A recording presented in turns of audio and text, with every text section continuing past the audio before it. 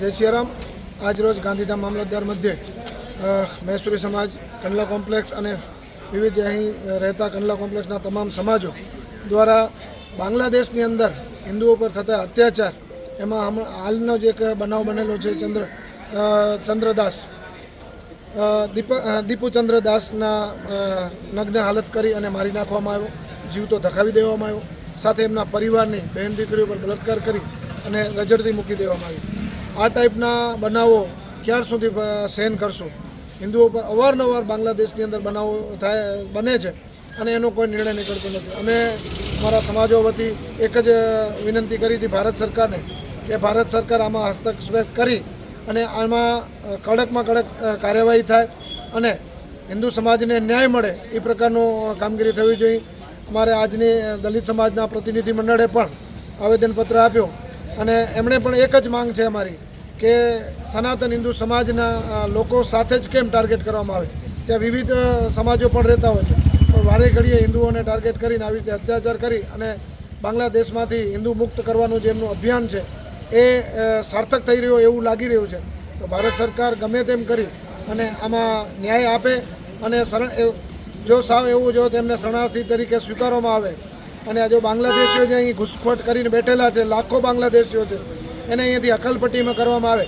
જો આ ટાઈપનો નહીં થાય તો અમે પણ શહીદ ભગતસિંહના ચિંધ્યા માર્ગે જઈશું અને અહીંયા રહેતા જે બાંગ્લાદેશીઓ છે એને પણ ધરપકડ કરી ઉપર પકડી અને પોલીસ સ્ટેશનના હવાલે કરશું જો અમને ન્યાય નહીં મળે તો. જય ધણી માતંગદેવ. મિત્રો, આપણા પડોશી દેશ બાંગ્લાદેશની અંદર જે ઘટના બને છે તેમાં સનાતન ધર્મના હિન્દુ અને દલિતોના ઉપર જે અત્યાચાર થાય છે એ ઘટનાના વિડીયોને જોઈને અમને બહુ ઘેરો ઊંડો આઘાત લાગ્યો છે.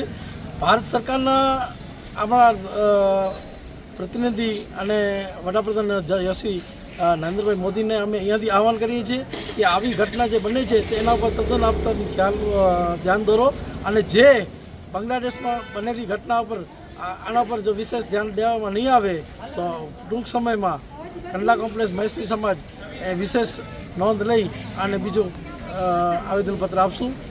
જય હિન્દ, જય ભારત.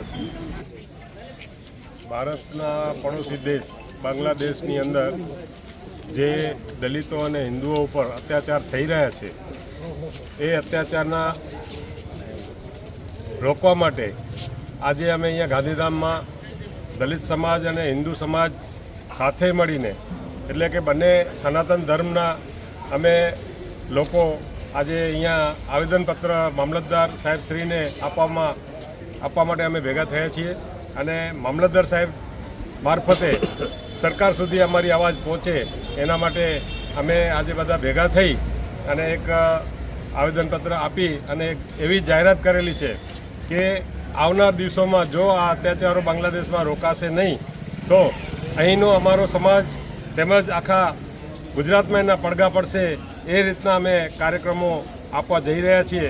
ત્યારે અમારી એક જ માંગ છે કે અમારા હિન્દુ સમાજના ભાઈઓ અને દલિત સમાજના ભાઈઓ પર જે અત્યાચાર બાંગ્લાદેશમાં થઈ રહ્યા છે એને વહેલી તકે રોકવામાં આવે.